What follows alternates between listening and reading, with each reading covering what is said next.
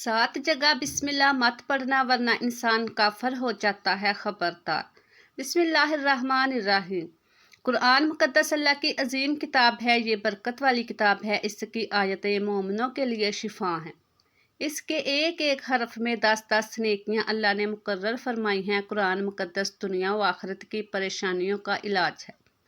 कुरान मुकद्दस रहमतों का खजीना है, लेकिन इस अजीम रहमत वाले खजाने से माला माल होना हो तो पहले सच्चे दिल से बिस्मिल्लाहिर्रहमानिर्रहीम पढ़ो।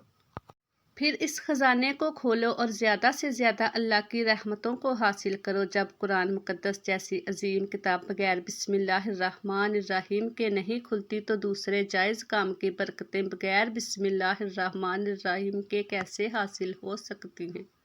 हज़रत उस्मान बिन अफ़्फ़ान रज़ियल्लाहु अन्हु ने रसूलुल्लाह सल्लल्लाहु अलैहि वसल्लम से बिस्मिल्लाह की निस्बत सवाल किया। आपने फरमाया, ये अल्लाह ताला का नाम है। अल्लाह ताला के बड़े नामों और इसमें इस कदर नज़दीकी है जैसे आँख की स्याही और सफ़ेदी में।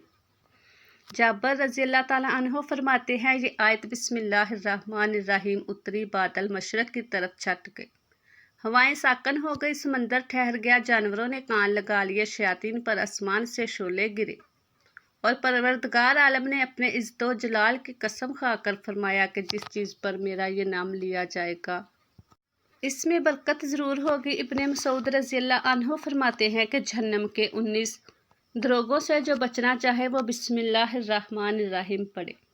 इसके भी 19 हरूफ हैं। हर हरफ हर फरिश्ते से बचाव बन जाएगा। इसे इब्ने अतिया ने बयान किया है, लेकिन कुछ ऐसी जगह जहाँ पर बिस्मिल्लाहिर्रहमानिर्रहीम पढ़ना हराम है, जायज़ ही नहीं है।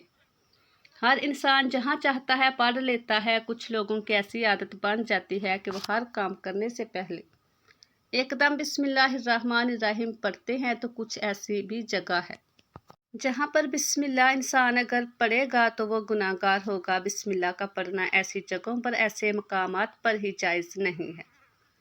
अब आप ये समझ लीजिए कि कौन से मकामात पर बिस्मिल्लाह पढ़ना चाहिए, किन मकामात पर बिस्मिल्लाह नहीं पढ़ना चाहिए। नाजरीन, आपने सुना होगा कि हर काम शुरू करने से पहले बिस्मिल्लाहिर्रहमानिर्रहीम पढ़ना चाहिए, क्योंकि बिस्मिल्लाहिर्रहमानिर्रहीम का मानी है अल्लाह के नाम से शुरू, जो बड़ा नहायत मेहरबान रहम वाला है। यानी हम काम को जो शुरू कर रहे हैं वो अल्लाह के नाम से शुरू कर रहे हैं, ताकि अल्लाह ताला हमारे इस काम में बरकत अता फरमाते। और बिस्मिल्लाह पढ़ने के फ़ायदे भी बहुत ज़्यादा होते हैं। अगर कोई इंसान किसी काम को बिस्मिल्लाह पढ़ के करता है तो अल्लाह तबारक व तआला इसके काम में बरकत अता फरमाता है। और ये सुन्नत भी है। हुज़ूर सल्लल्लाहु अलैहि वसल्लम ने बहुत सारे मकामात पर हमें बिस्मिल्लाहिर्रहमानिर्रहीम पढ़ने की ताकीद फरमाई है। और हुज़ूर सल्लल्लाहु अलैहि वसल्लम ने बिस्मिल्लाहिर्रहमानिर्रहीम पढ़ने का हुक्म दिया है। अब अगर आप कोई भी नेक काम शुरू कर रहे हैं, इस नेक काम शुरू करने से पहले बिस्मिल्लाहिर्रहमानिर्रहीम अगर आप पढ़ लेंगे तो आपकी सुन्नत अदा हो जाएगी और इस पे आपको सवाब भी मिलेगा और इसकी बरकतें भी आपको मिलेंगी। अगर आपने किसी नेक काम शुरू करने से पहले बिस्मिल्लाह पढ़ लिया तो फिर इंशाअल्लाह इसमें आपका नुकसान नहीं होगा। अल्लाह ताला खुद आपका हामी, मददगार और नासिर बन जाएगा, क्योंकि आपने अपने इस काम को अल्लाह के नाम से शुरू किया है। कि हमारा काम था करना और बंदा क्या करता है जो इसके बस में होता है। बंदा तो असबाब अख्तियार करता है और बंदा कर भी क्या सकता है। बंदे के ज़िम्मा सिर्फ असबाब का अख्तियार करना है कि आप किसी काम को करने से पहले सब अख्तियार करें कि हमें ये काम करना है, बाकी आप अल्लाह के सुपुर्द कर दें। आप अपने काम को करें, बाकी जो अब आपका काम है वो अल्लाह तबारक व तआला के सुपुर्द कर दें। एक मरतबा एक सहाबी आए, आकर अर्ज़ किया कि या रसूलल्लाह सल्लल्लाहु अलैहि वसल्लम, मैं परेशान हूँ, हमारे ऊँट कहीं खो गए हैं। तो आप सल्लल्लाहु अलैहि वसल्लम ने इनको बताया कि अल्लाह पर भरोसा करो, अल्लाह पर भरोसा ही असल चीज़ है। ये बोलो कि मैंने अल्लाह पर भरोसा कर लिया, अल्लाह पाक काफ़ी बेहतरीन कारसाज है। तो कुछ सहाबा कराम कहने लगे कि या रसूलल्लाह सल्लल्लाहु अलैहि वसल्लम, हमें अल्लाह की ज़ात पर भरोसा है। क्या हम अपने ऊँटों को ऐसे ही छोड़ दें? अगर हमारी किस्मत में होंगे तो हमारे ऊँट वापस आ जाएंगे और मुकद्दर में नहीं होंगे तो चले जाएंगे। हमें अल्लाह की ज़ात पर भरोसा है। तो आप सल्लल्लाहु अलैहि वसल्लम ने फरमाया कि नहीं, पहले अपने ऊँट को बांधो, फिर अल्लाह की ज़ात पर यकीन करो, अल्लाह की ज़ात पर भरोसा करो। یعنی ہمارے ذمے کے جو کام ہیں وہ ہمارے اوپر کرنا لازم ہے۔ اسباب کا انکار کرنے والا کافر ہوتا۔ اسباب کا انسان انکار نہیں کر سکتا کہ نہیں ہم تو ہاتھ پہ ہاتھ رکھ کے بیٹھ جائیں گے، اب اللہ کھلائے کیونکہ وہ رازق ہے، وہ ہمیں کھلائے، لیکن آپ اپنی محنت کیجئے، اپنے اسباب اختیار کیجئے، پھر اللہ کی ذات پر چھوڑ دو۔ آپ پہلے جاؤ مزدوری پر، آپ کام پر جاؤ، آپ کا کاروبار کرو، پھر اللہ کی ذات پر چھوڑ دو کہ اے پروردگار عالم، اب ہمارا جو کام تھا ہم نے کر لیا، آگے تیری رضا ہے اور تیری رحمت کے ہم امیدوار ہیں۔ صرف ہمارے کمانے سے رزق تھوڑی ملتا ہے، آپ نے کمایا بس کما کے لے آئے، اس کے علاوہ آپ غور کیجئے کہ دانے کو زمین سے نکالا کس نے، اس کے بعد اس کو گیہوں کی شکل میں، پھر وہ آٹے کی شکل میں بنا، پھر وہ روٹی بنتی ہے۔ ہم سمجھ رہے ہیں کہ یہ ہماری محنت سے ہو رہا ہے، ہم نے روٹی بنائی، روٹی بنا کے وہ گوشت یا سالن یا سبزی ہمارے سامنے آئی، اس کے بعد ہم نے جیسے اس کو بسم اللہ الرحمن الرحیم پڑھ کے کھایا تو اب ہمارے حلق پر ایک فرشتہ بیٹھا ہوا ہے، وہ فرشتہ اب اللہ سے اجازت مانگ رہا ہے۔ حلق میں ہماری دو نالیاں ہوتی ہیں، ایک نالی ہوتی ہے جو سانس کی ہوتی ہے، ایک نالی وہ ہوتی ہے جس سے رزق اندر جاتا ہے، کھانا اندر جاتا ہے، تو یہ دو نالی بالکل برابر ہوتی ہے اور دونوں کا ایک ہی چھید ہوتا ہے، لیکن پھر وہ اندر جا کر الگ ہو جاتی ہے۔ اب آپ یہ سوچ کر دیکھیے کہ فرشتہ یہاں پر بیٹھ کر اللہ تعالیٰ سے پوچھتا ہے، اے ہمارے ہر لقمے پہ کے مولا، اس لقمے کو زندگی کا سبب بناؤں یا موت کا باعث بنا دوں؟ اب اللہ تعالیٰ کی اگر مرضی ہوتی ہے تو وہ لقمہ زندگی کا سبب بن جاتا ہے، اور اگر اللہ کی مرضی نہیں ہوتی تو وہ لقمہ موت بن جاتا ہے۔ یعنی اگر وہ لقمہ بجائے خوراک والی نالی میں جانے کی اگر وہ سانس کی نالی میں چلا جائے تو پھر انسان ختم ہو جائے گا۔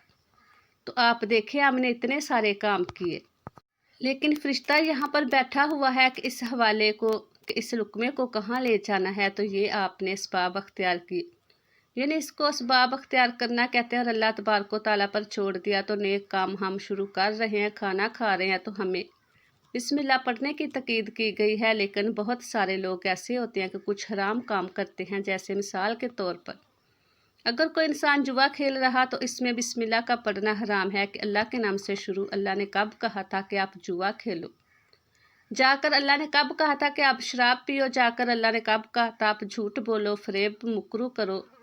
جا کر اللہ نے تو کہا ہی نہیں۔ ایک شخص نے بڑی عالی شان منزل بنائی اور اس پر لکھا ھذا من فضل ربی، اور شیطان نیچے بیٹھا رو رہا ہے، تو لوگوں نے پوچھا تو کیوں رو رہا ہے؟ تو اس نے کہا کہ دیکھو میں نے تو اس سے جھوٹ بلوایا، فراڈ کروایا، ہم نے اس کی بلڈنگ فراڈ کر کے بنوا دی، اور یہ لکھ رہا ہے ھذا من فضل ربی، یہ میرے رب کا فضل ہے۔